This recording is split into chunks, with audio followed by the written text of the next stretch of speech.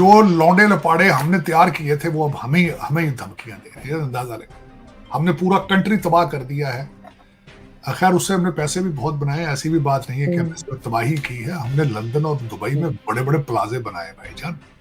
हम ये ना हमें कुछ समझे कि हम बेवकूफ हैं और हमने सिर्फ ऐसे मोहब्बत में ही सारा कुछ कर लिया। पैसे हमने अफगान मुहाजिरीन पे भी बहुत बनाए हैं, हमने भी डॉलर बनाए हैं। अगर कुछ समझे ना क्या मुफ्त में बैठे रहे हैं, इनको सिर्फ हमने मुल्क फ्री में दे दिया, ऐसी बात नहीं है। हमने पैसा बहुत बनाया, पाकिस्तान में नहीं बनाया तो क्या फर्क पड़ता है भाई।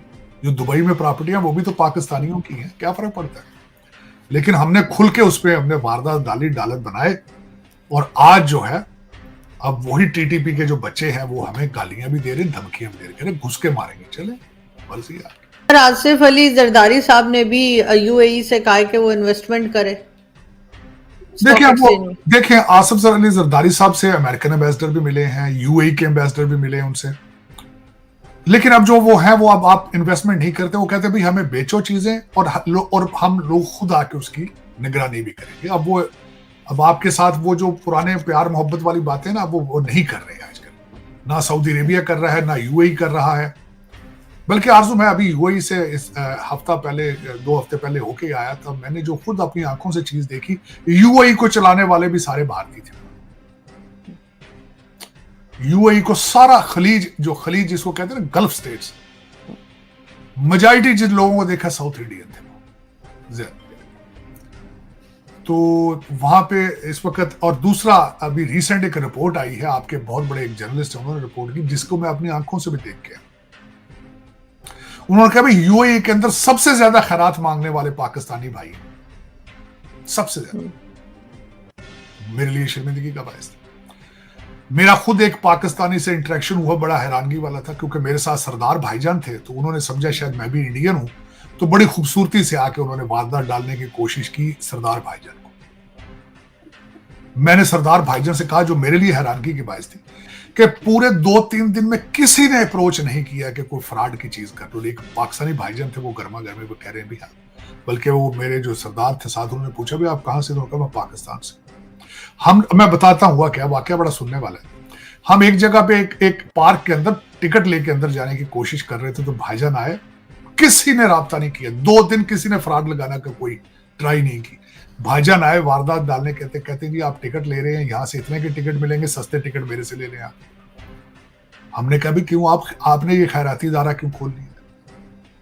उन्होंने कहा जी मैंने किसी से उधारे पैसे लेने थे, उसने पैसे नहीं दिए, क्रेडिट कार्ड दे दिया, ये मैं क्रेडिट कार्ड पे आपको टिकट 10-10 रियाल सस्ते ले देता हूँ। सरदार भाईजान ने पूछा आप कहां से? कहते जी मैं माशाल्लाह पाकिस्तान से।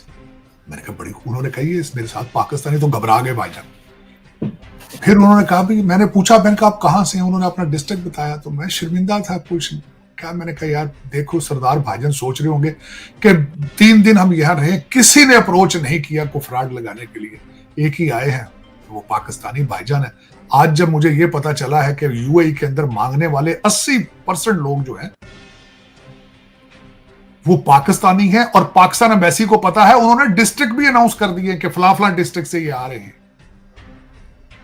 चल खुद लेके जा रहे हैं ये, बस पता। देखिए मैं आज दुख के साथ कहूंगा, मैं बड़ी दफा सऊदी अरेबिया गया हूं, वहां भी खैरात मांगने वाले, जब भी आप चाहे मस्जिद नबवी से निकले, हर दरवाजे के सामने खड़े हैं 10-10, 15-15 खैरात मांग, अंदर भी खड़े मांग रहे हैं। आप अंदर नमाज नहीं पढ़ सकते, आपके पीछे पड़ जाते हैं। हरम शरीफ मक्का में जाए, वहां भी यही है। मैंने कई दफा उन्होंने कहा जी मेरा पासपोर्ट गुम गया, मेरे बच्चे मर गए, भूखे मर गए, मैं दे दे। मैंने उनको कही दफा, यार मैं तो खुद यहां मांगने आया हूं, वहां से मांगो यार, कुछ शर्म करो। लेकिन देखें बस हमारा ये कारोबार है, सारा कंट्री मांग रहा है, कोई दुनिया से लीडर भी यही कर रहे हैं सर, सब यही कर रहे हैं, तो फिर आम पब्लिक को क्या कहा जाए। लेकिन नवाज शरीफ साहब वापस जा रहे हैं भाई, नहीं काम बना ना। देखिए आए थे जो ख्वाब, वो क्या कहते हैं, हर ख्वाहिश पे दम निकले, तो नहीं, अब इसमें कुछ बचा, फिर क्या करें।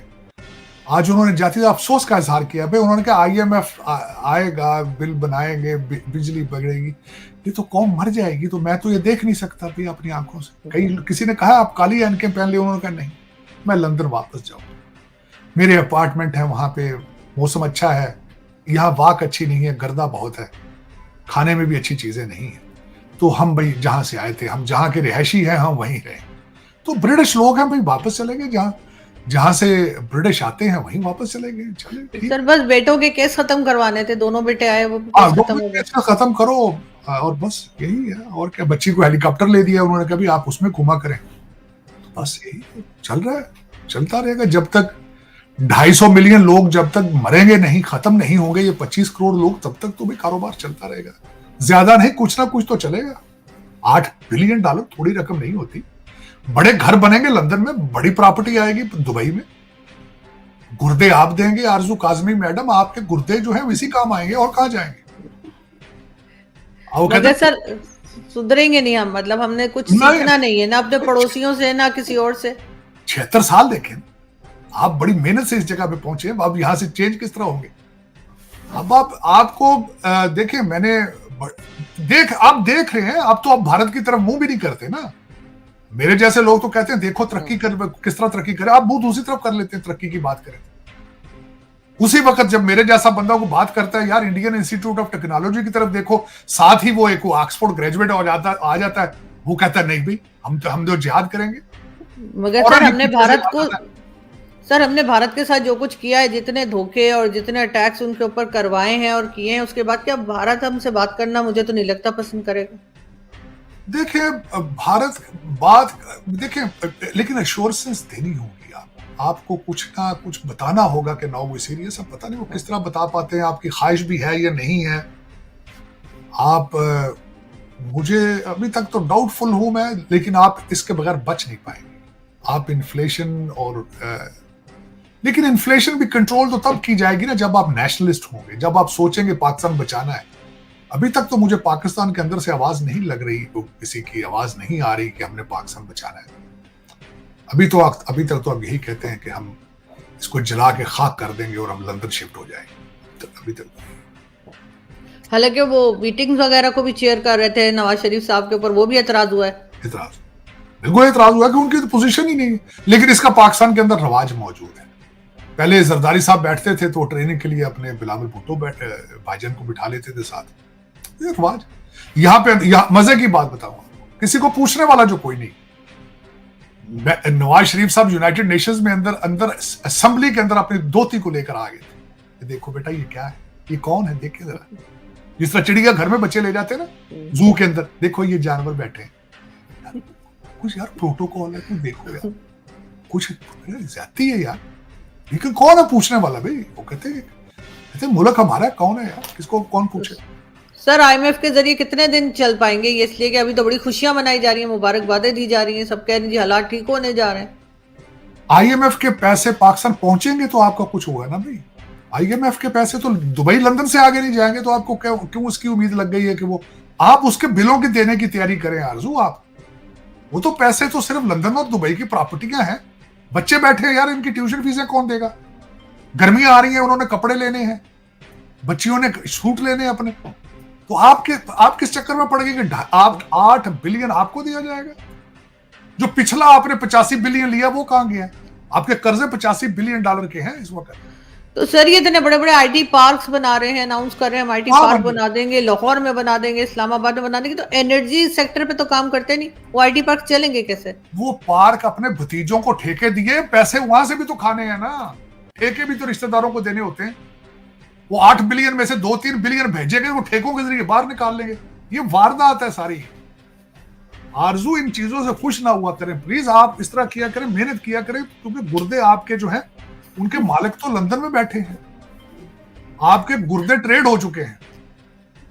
सर शुक्र है पहले तो मुझे मुर्गी और बकरी लेने को कह रहे थे, वो तो नहीं ले रही मैं।